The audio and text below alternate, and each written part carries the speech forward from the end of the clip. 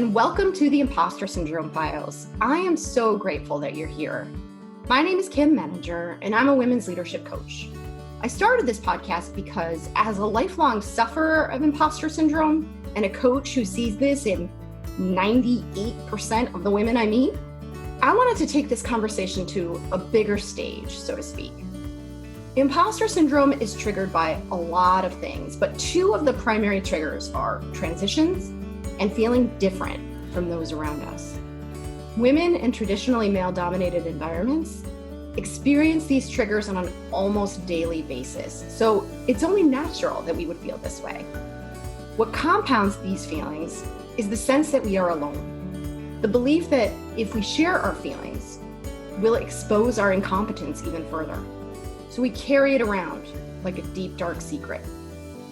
I started this podcast because I want to put a stop to this nonsense and destigmatize imposter syndrome.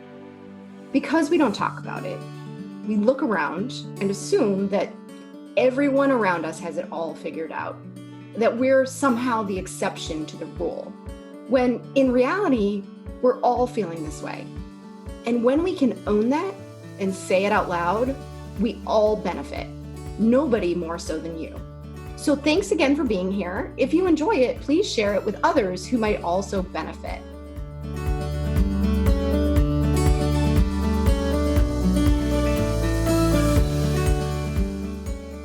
Welcome, Nikole. I am so happy that you're here today. I would love to start by having you introduce yourself.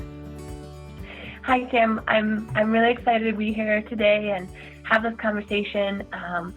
So I am a intuition coach, which is something I totally made up. That's a title I gave myself. And basically the way that I see that is that I help people learn to listen to themselves. Sometimes we get caught up in our businesses and in our lives and all the things we're trying to do. And we forget to pay attention to what do we need physically, as well as what do I need just as a person? And everything else seems to come before that. And I think that that is one of the reasons that I burned out. And it's something that I share with my clients when I'm working with them. So I have my own marketing business as well. I've had that for 6 years. This was on Friday, I had my anniversary. So I was really excited about that. Oh, and anniversary.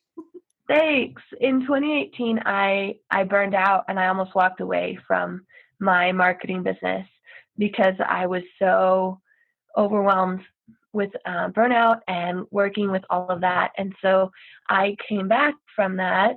And now as a coach, as well as a marketer, I help my clients work through burnout because I've been there and I understand as a small business owner what it's like to be where everything is on your shoulders and you have to make it all come together. And at the same time, you have to make sure that you're taking care of yourself and not getting into some bad habits. I'm going to guess, based on how you've characterized your work and the challenges that people are facing, that you're no stranger to imposter syndrome. Yes. So I'd love to start by asking you the standard question I ask everybody, which is, what does imposter syndrome mean to you? And then as a follow-on to that, how, if at all, has it shown up in your own work and in your own life? So many times. I think that the ones that stand out the most to me are the ones that I was able to work through. Sometimes imposter syndrome can show up really strongly and it's just like too scary to even try and work through something or attack it. I had an experience when I was first out of college that definitely had a lot of imposter syndrome in there that wasn't really the best experience. And so it's something that I learned from and realized that's not a good environment for me. So the one that showed up for me in the beginning, different levels of imposter syndrome, I guess, for me would be when I was starting my business and I felt like, why would someone pay me to do marketing, copywriting? How am I going to get that client? How am I going to get someone to pay me? And even to this day, being sometimes like people are paying me for some of this stuff, right? So in the very beginning, having those feeling like, oh, I'm a fake. I don't really know what I'm talking about, even though I had done the work and done the training, went to a conference and all these things, I still felt that imposter syndrome. And then it's interesting because it kind of morphs. I was really successful in 2017, making the most money that I'd ever made. And then in 2018, I burned out. And part of my burnout was definitely some imposter syndrome, where I got to the point where I felt like I needed to be this person who was creative all the time and who had all the solutions to all her clients' problems and was making all these amazing campaigns happen. But when I was in burnout, I got to the point where I didn't have any energy for anybody else. I barely had any for myself. I could barely get out of bed in the morning. I took work home with me. I was answering client emails after hours, and I had no creativity left. And that was a crazy, scary place to be, especially as a marketer. And so I just felt like I'm a fake. I lost it. I lost my spark. I don't know, what am I doing anymore? Can I even do this marketing? And then it got to a point of some cynicism of being like, oh, my clients won't like it, or it won't work anyways. And I don't know what I'm doing. And at that point, I'd been doing my business for 4 years, and I still felt like it was like, I don't know enough and I'm not doing a good enough job. So those were some things of burnout coming into how imposter syndrome showed up for me. So that lack of confidence, the lack of energy, and the lack of motivation definitely just fed the imposter syndrome. And I felt like a fake. And that's a pretty hard place to be, especially when you're supposed to be the one that knows everything for your clients. And I'd kind of set myself up to be that person that knows, I know it all, I can figure it all out. And I couldn't.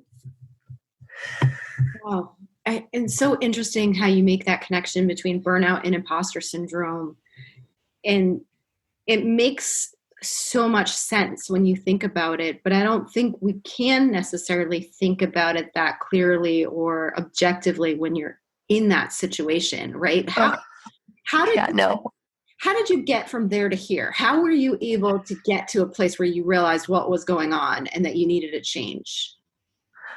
It took me about 6 months to realize that I was burning out. And it got to a point where my husband, luckily, is a teacher, and he was taking a class on burnout, and he kind of started telling me some stuff about it. And I was like, oh my gosh, I feel like that.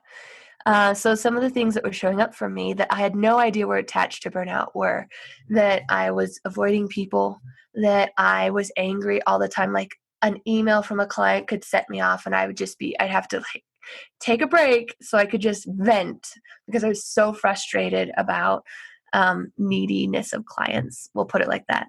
And then I didn't have any creativity. It basically dried up. I had no solutions. I had nothing to give in meetings. I was at a point where I was just kind of hoping no one would notice because I knew I wasn't doing a good job, but I was terrified to lose that client, that money, that position. What would happen if I walked away from it? All those what ifs. And so I just was trying to fly under the radar, basically, to be 100% honest. And luckily, I had a vacation scheduled. This was in June 2 years ago, and I decided to take half my vacation and come home early and just be home by myself, not have any responsibilities. I canceled everything. And the kicker for me that there was something else going on was that at the end of that week of doing nothing, I was more tired than I was at the beginning, and I could barely go get groceries that are like 5 minutes away. So along with the burnout and being at that super low point, feeling like I needed to release that client that I was talking about, that big client that of course was my biggest, that I was making the most money with.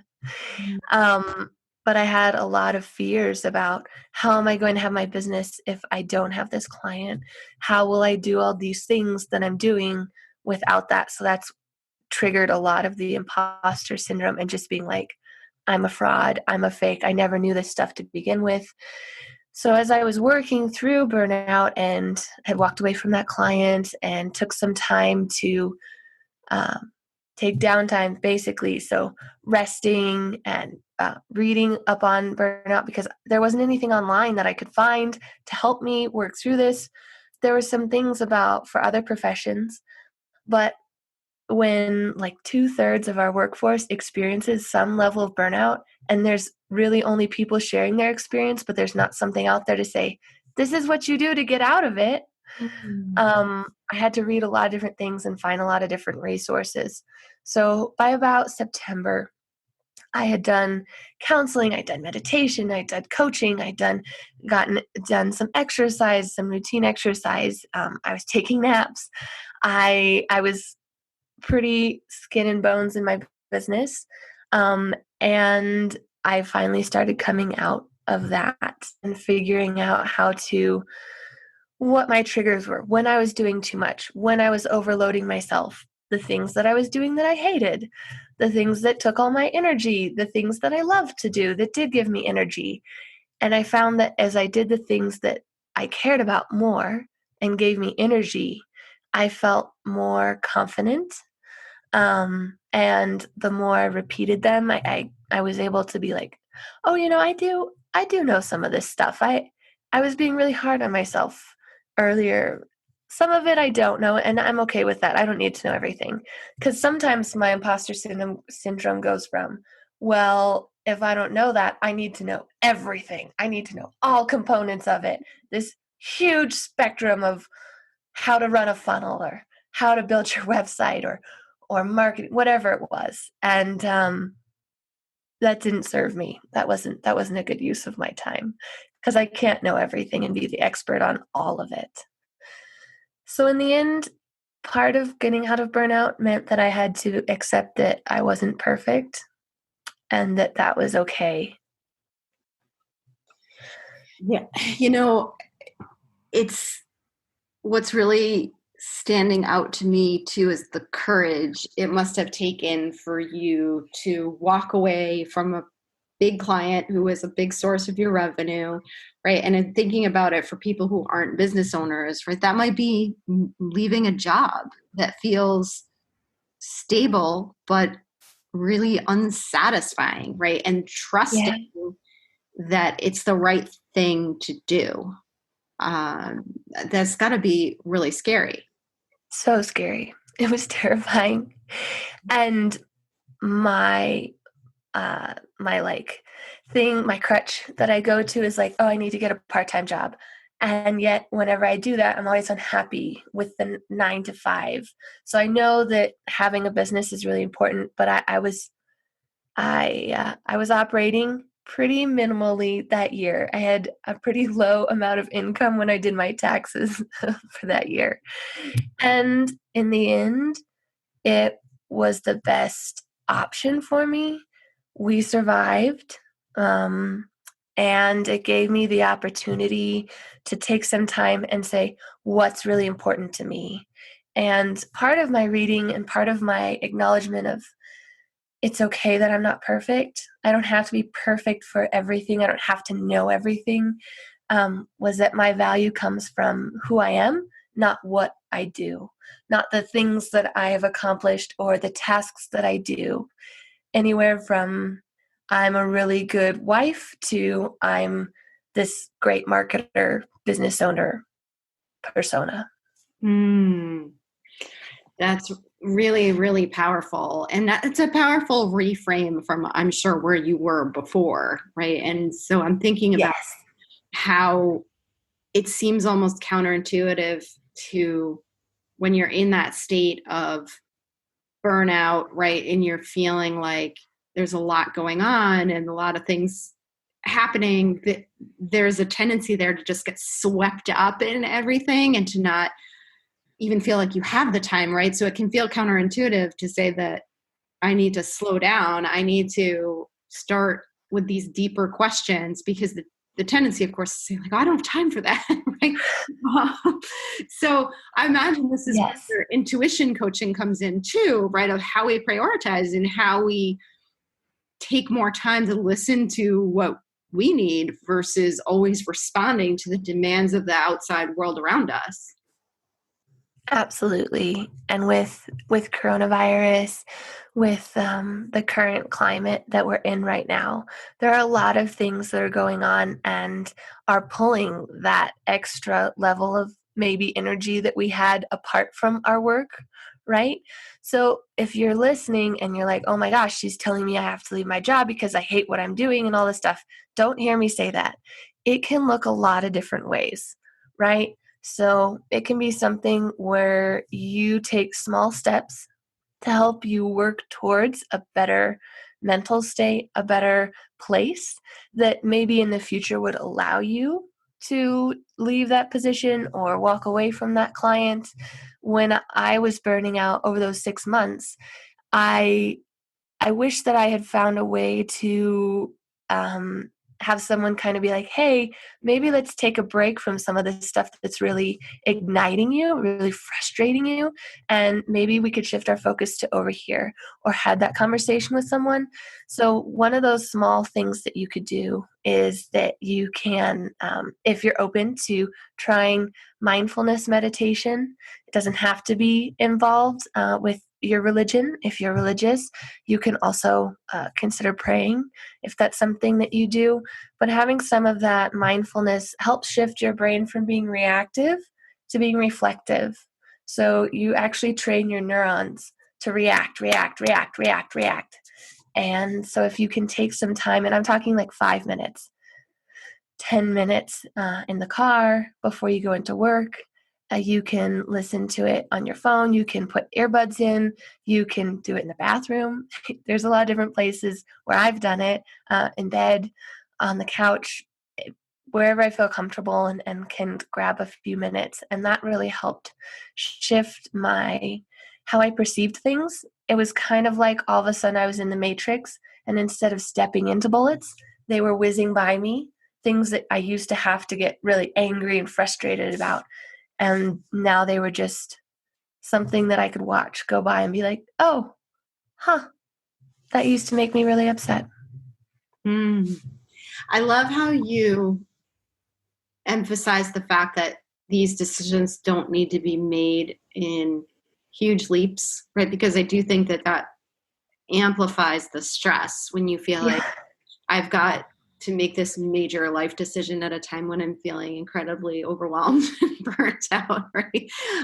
So I think something like mindfulness practices like you're describing are a great way to start the process without, and leading up to those bigger changes, whatever they might look like for you, but to be able to just take more bite-sized steps forward. Yeah, especially if you're experiencing burnout and imposter syndrome as a connection with that, or as a part of your burnout, or just imposter syndrome on its own. There's a time when we get to remember that we need to give back to ourselves. I ask people to think about your phone battery. You probably know what percentage it's at right now. Do you know what percentage yours is at right now, Kim? Oh, gosh. I got a new phone and it never runs out, but there was a time when I was monitoring it all the time. And I was so stressed out about it. Mine's like maybe 75%. I'm estimating right now. I have a new phone too, and it's really awesome, but mine's about 75%. What happens is that a lot of times we know where our phone batteries are at, but when I ask someone, when was the last time you plugged in, you recharged, you took a break, we don't have an answer. And do you think there's something deeper there? I feel like there's a part of it is that we have this need to serve others, whether we're moms or we're spouses or, just even in our work, we're always focused on what needs to be done and making sure that we don't disappoint other people. I know for me, I have such a hard time slowing down because I feel this very irrational sense of guilt or laziness sometimes that I have to remind myself that it's okay to not be doing something 100% of the time. Do you think about like what lies beneath that constant need to be going and going? So there are two parts to that. One, I was incredibly good at being addicted to being busy. From college onward. And I think that that was one way that if I kept the wheels spinning, that I didn't have to stop. I didn't have to evaluate how did I really feel or what was going on. Instead, I was just like, if I make more money, if I continue doing this thing that's successful, then at some point I can reach my goals. One of my goals was to be able to travel internationally and still be able to work. And so I'm kind of be like location independent. And so I would work harder, and I kind of got on this treadmill where I would give more time to my work and more so that I could meet those goals. But in the end, I didn't have energy for other things. And then I'd miss events if they weren't on my Google Calendar. And I'd feel guilty about that. So I'd work more so then I would have the time at some point in the future. And that future didn't happen. I had to shift my focus. And I feel like a lot of us are okay almost being in that state of, I just have to keep pushing through, even though I don't like it, even though I'm bored or I'm frustrated. I have to just push through and it will get better, or I'll just get over it eventually. And so that's where I had to shift. And the other part of how this comes in is that for me personally, and I learned this through a lot of coaching, so it took me a while to figure it out. I would not feel like it was okay for me to sit around or do something that filled me up if there were things to do like cleaning the house or doing laundry or other projects. So my husband would do his portion of cleaning, and then he'd go play video games because in his mind he was done. And in my mind I had this huge list of things that I had to do, and because I felt like I needed to be useful in order to receive love. So when I burnt out, I didn't have the energy to do useful things. I didn't really care if the house got clean, if we had groceries, all these things, which was really scary for me because I've always been very go-getter and high achiever and all these things. So to just not care about anything was a really scary place to be. And I had to come to the realization that I have value, even if I don't clean the house, even if I don't do this thing that I think is so important that I have to do. I can still receive love because of who I am and the person that I am, not because of what I've done. Wow, that's a really powerful place to get to, and certainly one that I'm still working on, if I'm being honest, because that really resonates with me, what you're saying about feeling like you need to be useful in order to receive love. And, I'd have to think really deeply about where that comes from in my personal story, but it's absolutely part of my narrative at a sort of below the surface level, that there's something wrong if I'm not actively doing. Yeah, we create these expectations of ourselves that it's like, I'm jealous of him sitting and playing video games, but I'm forcing myself to do more things because I think they have to get done, because I'm not going to be worthy of receiving love if I don't clean the shower door or whatever it is. Exactly. Right? That's a resentment towards the other person who is able to relax and not feel guilty about it, right? Because you're thinking to yourself like, oh, how dare he? Yes. Yes. And I'm so jealous. And it's like, there's nothing that he has said, like, you have to go clean the shower door. I am creating that. And it took me a long time to see that I could sit and play video games or read a book or whatever I wanted to do. And sometimes we just need to give ourselves permission to say, I need to put my needs first because no one else is going to. It won't happen unless I do it. And I realize I'm going to have to say no to some things. in order to put myself and my needs first, because we almost try to give from this empty cup all the time, and we just give and give and give, and then we have nothing left, and we're like, we get to the point where we're okay with that. And instead, I encourage people to fill themselves up first and give from an overflowing cup. I really like that a lot. And it makes so much sense when you think about it. I always talk about putting your own oxygen mask on first, but I think there's almost this badge of honor, as strange as that sounds, that we wear when we reach a point of feeling like I've just met everyone else's needs, right? And I'm like driving myself into the ground. There's some twisted sense of value that comes with feeling like I've, like you said, like emptied out that cup and am operating on fumes here. Yeah, it's like, look how much I've done. Look how much I've accomplished. I am Superwoman. I have, at one point in college, I had 6 jobs. And looking back, it was like, that was probably a tad much. It was probably why I don't remember my senior year of college so well, because I was so busy running around so that I didn't have to take any of that downtime. And I'm not saying it's a bad thing. Please don't hear me say it's a bad thing, because if it works for you, then that's great. If that's what you want to do, then that's your choice, and I totally support you in that. If there's a time when you want to change and you want it to look different, then that is an option that you always have. And part of that needing to be perfect and trying to meet that crazy high standard that I set for myself that no one else had but me was that always doing something for someone else and trying to take care of everybody else's needs. But I wasn't trying to be perfect for myself. I wasn't trying to take care of me. I was paying attention to everybody else. Wow, you're really hitting home today. I really appreciate this so much. And I have a couple of final questions for you. What motivated you to want to tell your story today, and what do you hope people will take away from it? I think what I wanted to share is that I experience imposter syndrome. It comes and goes. Sometimes it feels stronger than other times.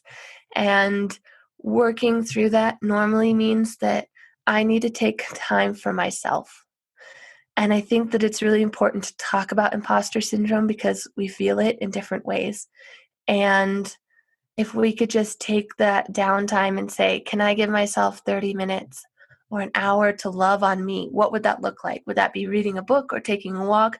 Not because I'm trying to learn something or because I want to exercise or anything like that. Just something that purely makes me smile. Buying myself some flowers at the grocery store. Those things help me work through that imposter syndrome. And I guess I kind of want to say that it's okay. Normalize it. Be like, it happens. And you can work through it. Just like with burnout. Thank you so much. That's exactly why I wanted to have this conversation, because I want people to realize that, you know what, it may not ever go away, but that's okay. Recognizing it and just having some tools for managing it is a really great place to get to, right? So thank you so much for being here today, Nikole. So much of what you said resonated with me, and I'm sure it will with others too. Thank you for having me, Kim. I really enjoyed having a conversation and being able to talk about what all the things that I've worked through, right? And I'm still working through, right? Exactly. Well, I don't think we'll ever be done, but it's No.